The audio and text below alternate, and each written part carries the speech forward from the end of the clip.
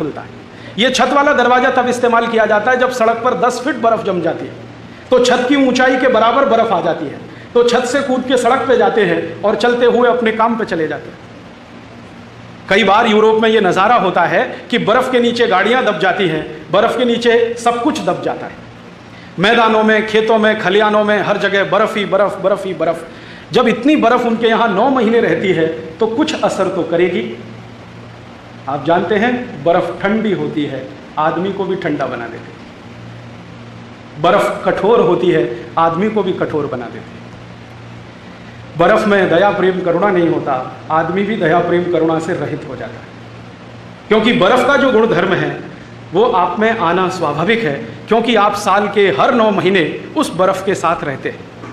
और ये आज से नहीं है, यूरोप में हजारों साल से चल रहा है। अब हजारों साल से बर्फ के बीच में रहते हुए लोग वैसे ही हो गए जैसी बर्फ है।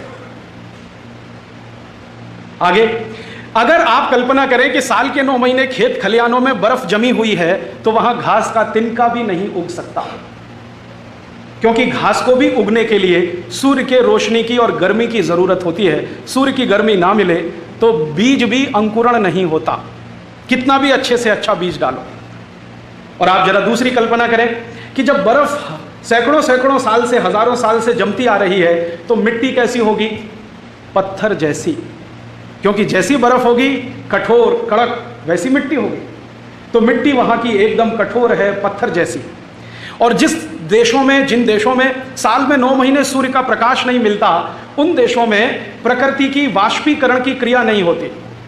आप जानते हैं सूर्य हमारे जीवन का केंद्र है, और वो जीवन का केंद्र सरल भाषा में ऐसा कि सूर्य का प्रकाश जब जमीन पर गिरता है तो जमीन का बहुत बड़ा हिस्सा जो महासागर है, पानी से डूबा हुआ है, उस पर सूर्य के प्रकाश की किरणें पानी को वाष्पीकरण में मदद करती हैं, और यही पानी वाष्पीकृत होकर ऊपर आसमान में जब जाता है तो संघनित होकर बादल में बदल जाता है, और ये बादल के आसपास जब कम दबाव का क्षेत्र बनता है तो वही पानी बूंद के रूप में टपक जाता है।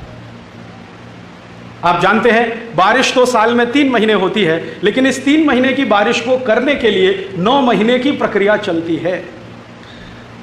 बच्चे का जन्म तो एक ही दिन में, कुछ सेकंड में हो जाता है, लेकिन उसको गर्भ में बड़ा करने की प्रक्रिया पूरे 9 महीने चलती है।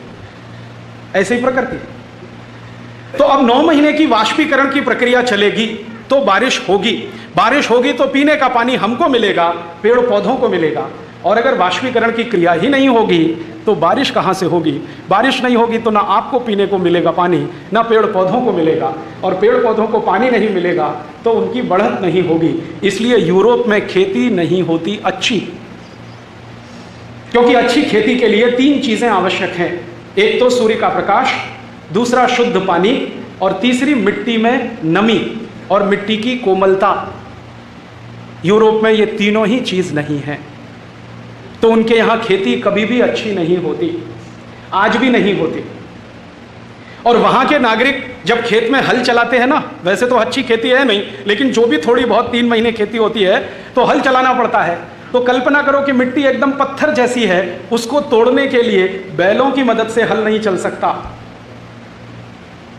या जानवरों की मदद से हल नहीं चल सकता।